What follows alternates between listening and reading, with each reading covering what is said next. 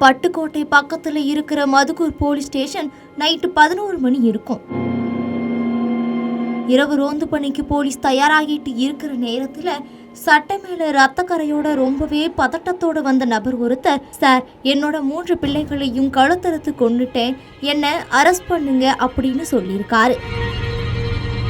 இதை கேட்டு பதறி போன போலீஸ், யாருப்பா நீ, உன் வீடு எங்க, உன் பிள்ளைகளை என்ன பண்ண அப்படின்னு விசாரிச்சுட்டு வேக வேகமா போலீஸ் அந்த வீட்டுக்கு போயிருக்காங்க.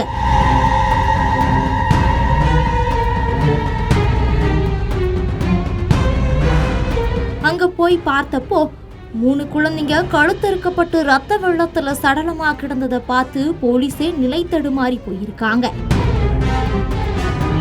இப்படி ஒரு கொலையை பண்ற அளவுக்கு அந்த ஆளுக்கு அப்படி என்ன பிரச்சனையா இருந்தாலும் எப்படி இது மாதிரி கொலைகளை நடத்த முடியும்னு அந்த நபர்கிட்ட போலீஸ் விசாரணையை தொடங்கியிருக்காங்க. அப்படி போலீஸ் நடத்தின விசாரணையில பல அதிர்ச்சிகரமான தகவல் ஒவ்வொன்றா வெளியாகியிருக்கு.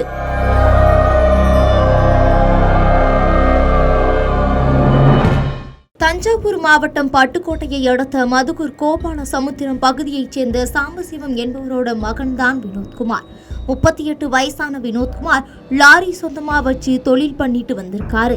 அந்த தொழில் ரொம்பவும் நஷ்டத்துல போனதால லாரியை வித்துட்டு போட்டோகிராஃபர் தொழிலுக்கு மாறியிருக்காரு. அதுக்கப்புறமா ஹோட்டல்ல சர்வரா தொழில் பண்ணிட்டு வந்திருக்காரு. வினோத்குமாருக்கும் மன்னார்குடியை அடுத்த பந்தல்குடி பகுதியைச் சேர்ந்த நித்யா என்பவருக்கும் திருமணமாகி 12 வயசுல ஓவியா, 8 வயசுல கீர்த்தி, 5 வயசுல ஈஸ்வரன் அப்படின்ற 3 குழந்தைகளும் இருந்திருக்காங்க.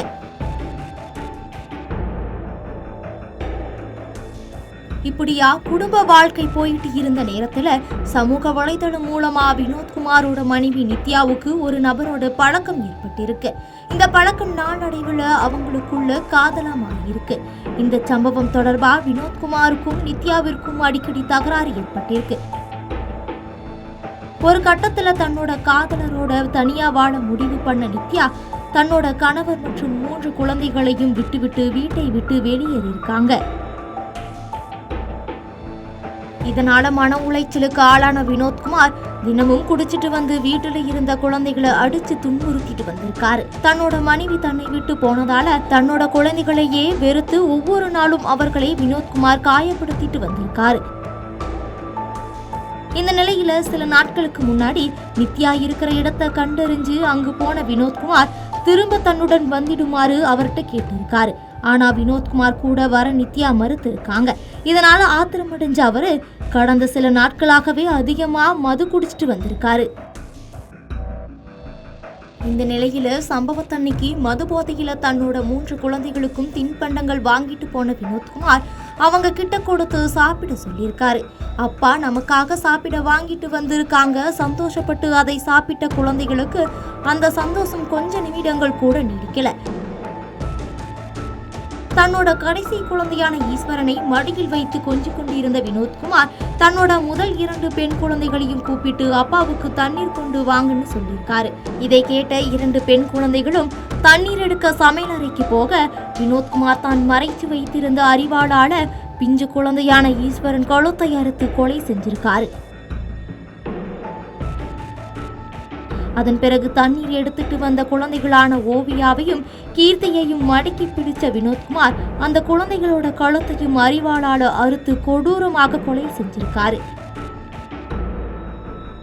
இந்த கொடூரமான தாக்குதல்ல 3 குழந்தைகளும் ரத்த வெள்ளத்துல அங்கேயே பரிதாபமாக உயிரிழந்தன. அவங்க குடும்பத்தை எனக்கு இங்கே வாடகைக்கு வந்ததுலேருந்தே எனக்கு தெரியும். கடந்த 6 மாதத்துக்கு முன்னாடி அவங்க அம்மா கணவன் மனைவி சண்டையில் வந்து அவங்க அம்மா கணவனை விட்டு பிரிஞ்சு போயிடுறாங்க.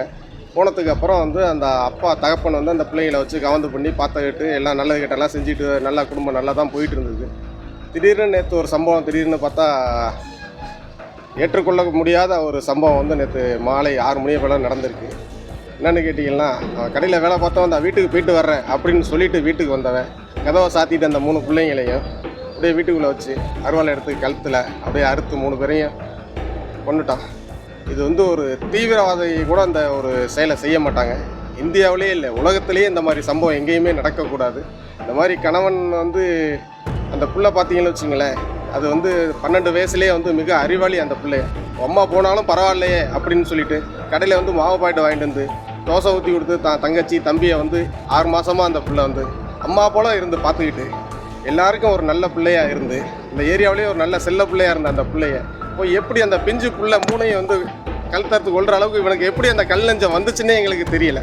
அதன் பிறகு காவல் நிலையத்தில் போய் சரணடைஞ்ச வினோத்குமாரிடம் மேற்கொள்ளப்பட்ட விசாரணையில தான் இந்த கொலை சம்பவத்திற்கான காரணம் தெரிய வந்திருக்கு.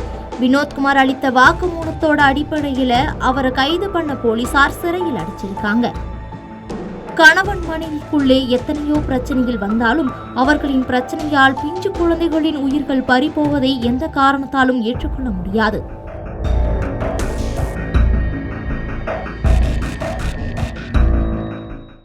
செய்திகளை உடனுக்குடன் தெரிந்து கொள்ள கீழ்கண்ட கேபிள் மற்றும் டிடிஹெச் நெட்வொர்க்குகளில் எம்நாடு செய்தி தொலைக்காட்சியை காணுங்கள்.